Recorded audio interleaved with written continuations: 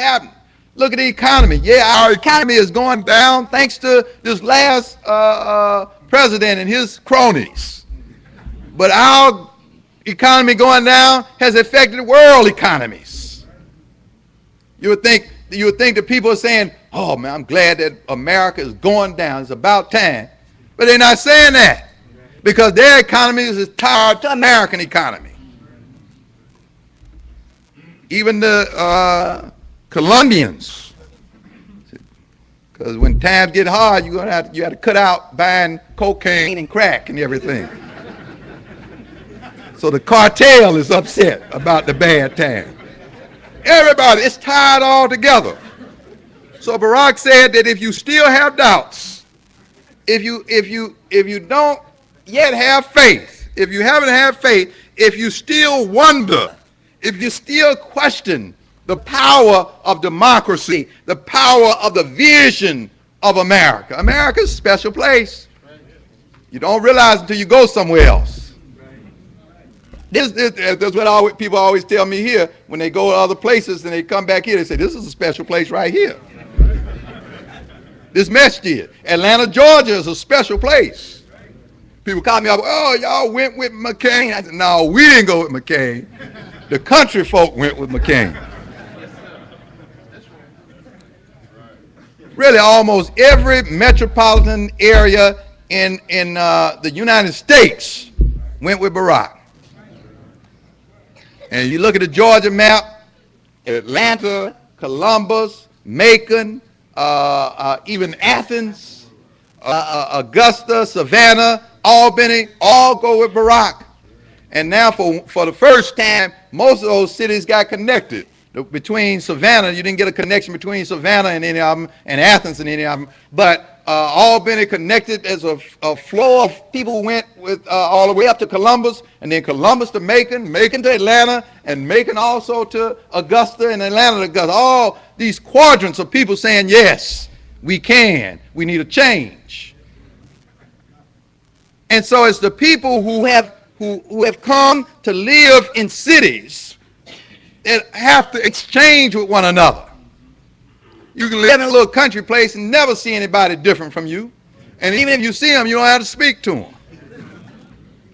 But when you live in cities, you have to exchange with folks. Then you begin to think in a broader, deeper perspective.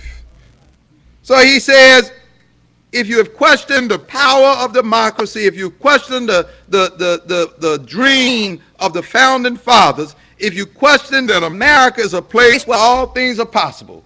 Remember, Army used to always tell us the best thing about America, it knows that it's not finished yet. That it knows that it's always recreating itself. He said, if you questioned that, then tonight is your answer. It's the answer that comes not through him, but through everybody who voted, everybody who registered, everybody who waited in lines, everybody who came together, old, rich, young, poor, black, white, Latino, the whole list. And you might say, well, didn't he say the homosexuals too? Yeah, he said it too. And you just need to suck it in and keep moving.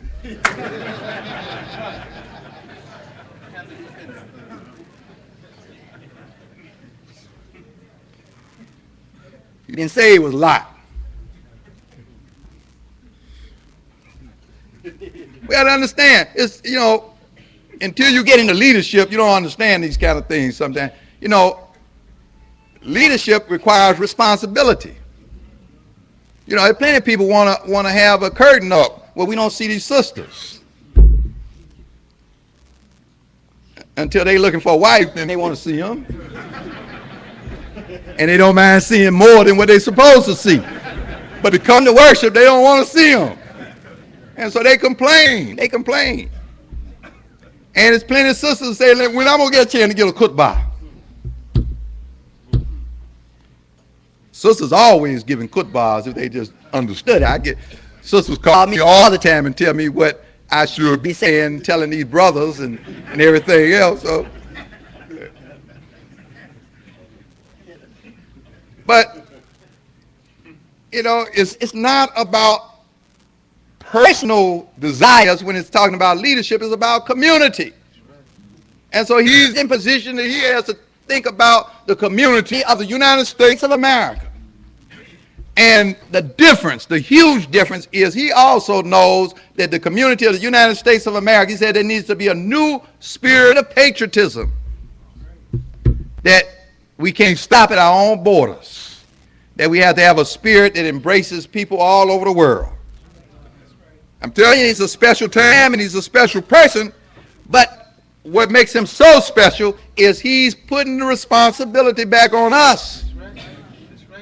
He had a system where before he went up and gave this acceptance speech, he sent out the message to everybody who was on his email list that I'm in Chicago and I'm about to go give my acceptance speech, but I wanted you to know first. Somewhere between 3 and 5 million people got a text mail. And he's saying, this is not the end, this is just a beginning. This is not what we've been talking about all the time. This is just the opportunity to fulfill what we've been talking about. This is just a chance to fulfill the whole aspiration that we've been communicating. So he's saying that, think about it, first time ever, if he's doing 3 to 5 million now, and as the president, you know, all of us going to try to get on that list too. So he might be emailing and text mailing 10 million people every day or every week, not telling me to come up to Washington, not telling you to come up to Washington, but reminding us of our responsibility as caliphs in the earth. That's what he's saying. He's saying we all are caliphs. We all have this responsibility. We can achieve, he said, we can turn the arc. We can put our hands on the arc of history and bend it once more towards the hope of a better day. Now, for most of us, that should say, oh, he's connecting with Dr. King. Dr. King says it may be long, but the arc of truth and justice always comes back around to the justice. The arc of truth always comes back to justice. Bend it. The universe is a sphere, a circle. And everything, as we say, what goes around comes around. It comes back. But he had the balance. He had the balance to say that it's not going to happen in 1 year. It's not going to happen in one term. But he says, I promise you, tonight, we as a people will get there. Now, we can hear it as black people, but that's not what he's saying. He's not saying that, even though he's connected it with Dr. King, who Dr. King's last speech said, I may not get there with you, but I've been to the mountaintop. And I've seen Barack is coming. And really, for me, I can see Imam saying, hey, well, hey, this is taken care of now. I can leave.